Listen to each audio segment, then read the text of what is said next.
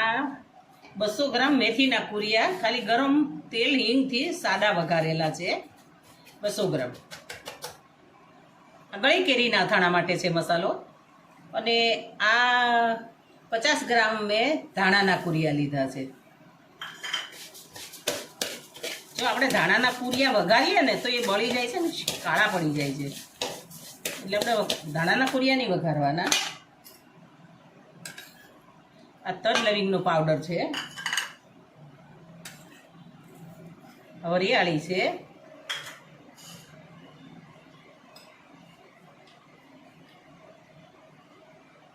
થોડી હળદર છે.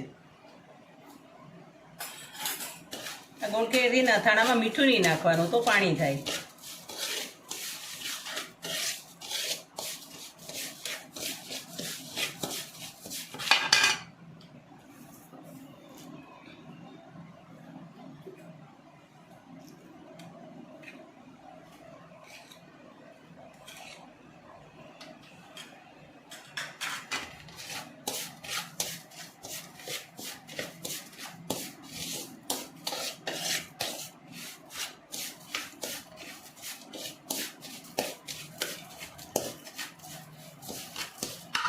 હવે આ છે ને 500 ગ્રામ કેરીના ટુકડા છે, વનરાજ કેરીના, અને 500 ગ્રામ ગોળ છે.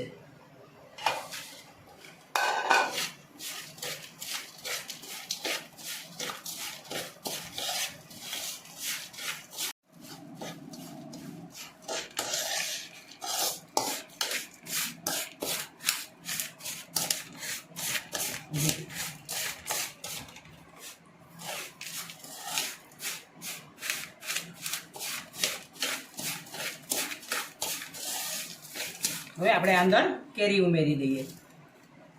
એ 500 ગ્રામ છે.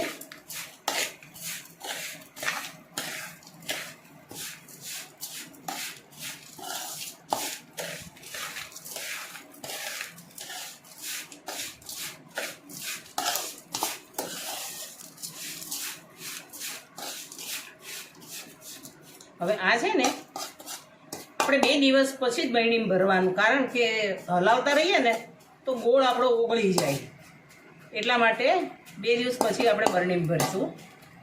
ત્યાં સુધી આવી રીતે રાખીશું. આપણું અથાણું ગોળ કેરીનું તૈયાર. આમાં છે ને આપણે ખાટા પાણીમાં ખારેક પલાળીને નખાય, લાલ મરચાં પણ નખાય, પણ અમારે ખવાતું નથી ને, એ 2 વસ્તુ ખાતા નથી છોકરાઓ, એટલે મેં નથી નાખ્યા, બાકી નખાય. હવે આ આપણે ગોળ કેરી છે ને, બધો ગોળ ઓગળી ગયો છે અને તેલ છૂટું પડી ગયું છે, અને એકદમ લચકાવાળી ગોળ કેરી આપણી બની ગઈ છે, તૈયાર છે. હવે આપણે આ બોટલ ભરી લઈશું.